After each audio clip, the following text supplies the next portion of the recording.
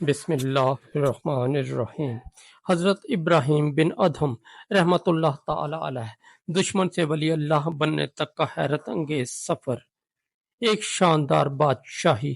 حضرت ابراہیم بن ادہم کا تعلق بلخ کے شاہی خاندان سے تھا۔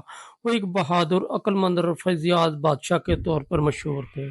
ان کے محل میں دنیا کی ہر آسائش موجود تھی، نرم بستروں، لذیذ کھانوں، خوبصورت لباسوں اور حسین غلاموں کی کوئی کمی نہ تھی۔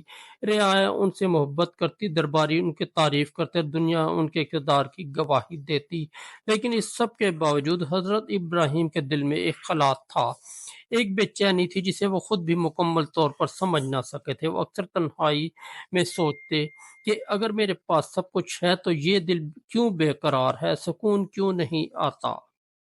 پہلا جھٹکا۔ محل کی چھت پر آواز۔ ایک رات وہ اپنے محل میں نیند کی آغوش میں تھے کہ انہیں محسوس ہوا جیسے کوئی چھت پر چل رہا ہو۔ انہوں نے حیرت سے پکارا، کون ہے وہاں؟ آواز آئی، میں اونٹ تلاش کر رہا ہوں۔ بادشاہ نے جھنجھلا کر کہا، احمق انسان محل کی چھت پر اونٹ تلاش کرتا ہے؟ آواز گونجی، اور تو اس محل میں اللہ کو تلاش کرتا ہے۔ یہ جملہ گویا دل پر تیر بن کر لگا۔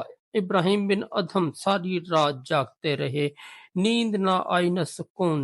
دل میں ایک نئی آگ لگ چکی تھی۔ ایک سوال ہر وقت ذہن میں گونجنے لگا، کیا واقعی میں اللہ کو غلط جگہ تلاش کر رہا ہوں؟ شکار کے دوران ایک فقیر کی صدا۔ کچھ دن بعد وہ شکار کے لیے محل سے باہر نکلے۔ راستے میں ایک فقیر نے بلند آواز سے کہا، اے ابراہیم، تو اس کے لیے پیدا نہیں کیا گیا جس میں تو لگا ہوا ہے۔ اللہ نے تجھے آخرت کے لیے پیدا کیا ہے، نہ کہ دنیاوی عیش کے لیے۔ یہ صدا اس کے کانوں سے ٹکرائی اور دل کو چیر گئی۔ وہ اپنے گھوڑے سے نیچے اترے، زمین پر بیٹھے اور دیر تک روتے رہے۔ یہ لمحہ ان کی زندگی کا فیصلہ کن موڑ تھا۔ دنیا کو خیر باد کہنا۔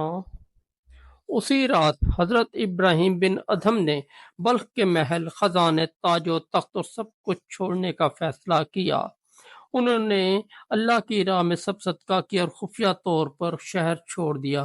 اب وہ ایک فقیر تھے جن کا لباس موزودہ، چہرہ خاک آلود تھا۔ انہوں نے کہا، اب میں بادشاہ نہیں بلکہ اس ذات کا غلام ہوں جو زمین و آسمان کا بادشاہ ہے۔ ایک نئے سفر کی شروعات۔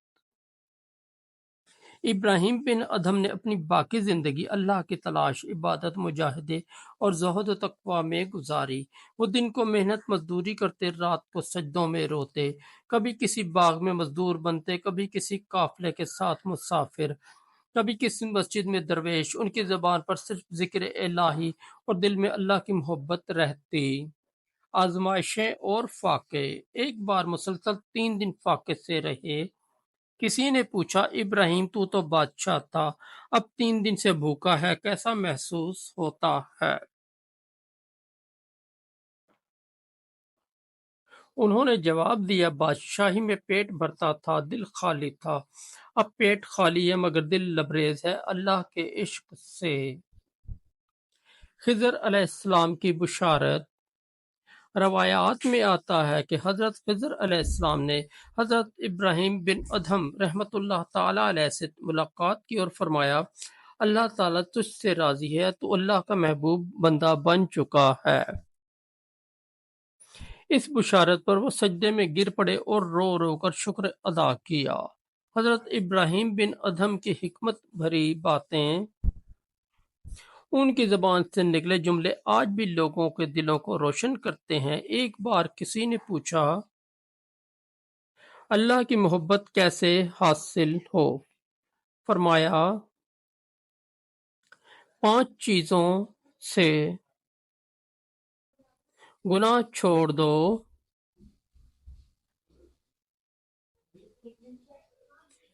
دنیا سے دل ہٹا لو، نفس کو قابو میں رکھو،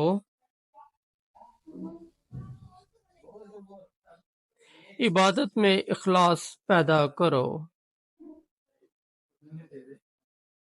دل کو قبر اور آخرت کی یاد سے بھرو، آخری لمحے اور وصیت۔ ان کی وفات شام میں ہوئی، انتقال سے قبل فرمایا، جب میرا انتقال ہو جائے تو مجھے کفن میں لپیٹنے کی بجائے پرانی چادر میں دفنا دینا، تاکہ دنیا کو یہ پیغام دوں کہ ابراہیم بن ادھم جو ایک زمانے میں بادشاہ تھا، دنیا سے کچھ لے کر نہیں جا سکا۔ جب ان کا انتقال ہوا تو چہرے پر ایک نورانی مسکراہٹ تھی، گویا وہ اللہ کے محبوب سے ملاقات کے لیے خوش ہو رہے ہوں۔ اس کہانی سے ملنے والے انمول اسباق: دنیا کی بادشاہی وقتی ہے، اللہ کی محبت ہمیشہ باقی ہے۔ جب اللہ کسی کو بلاتا ہے تو وہ خواب، آواز یا حالات کے ذریعے دل کو جگا دیتا ہے۔ سچا سکون دولت یا اقتدار میں نہیں، اللہ کی بندگی میں ہے۔ جو اللہ کی رضا کے لیے سب کچھ چھوڑتا ہے، اللہ اسے اپنے قرب سے نوازتا ہے۔ مرنے کے بعد صرف اعمال ساتھ جاتے ہیں، نہ مال، نہ محل، نہ تخت۔ دوستو، اگر آپ کو ہماری سٹوری اچھی لگی تو ہمارے اس چینل کو سبسکرائب کر دیں، اس ویڈیو کو لائک اور دوستوں کے ساتھ شیئر کر دیں، اور ہمارا دوسرا چینل JV انصاری، اس پر بھی ضرور وزٹ کریں۔